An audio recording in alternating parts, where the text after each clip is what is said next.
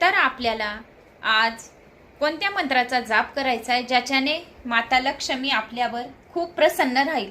तर तो मंत्र आज जन्माष्टमीच्या दिवशी शुक्रवार या दिवशी आलेला आहे.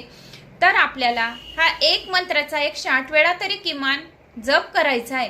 जर तुमच्याकडे अशी कमलगट्ट्याची माळा असेल तर त्याच्यावर जाप करायचा, नाही तर रुद्राक्षाच्या माळेवर जाप करायचा. तर मंत्र आहे ओम श्रीम नमः, ओम श्रीम नमः, ओम श्रीम नमः, ओम श्रीम नमः.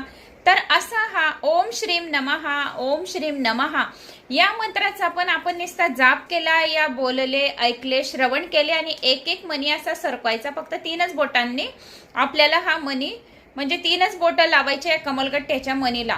जर कमलगट्ट्याची माळ जर आपण श्रीयंत्रावर ठेवली तरी माता लक्ष्मी प्रसन्न होते आणि ओम श्रीम नमः या मंत्राचा जाप केल्याने माता लक्ष्मीचा आपल्यावर आशीर्वाद प्राप्त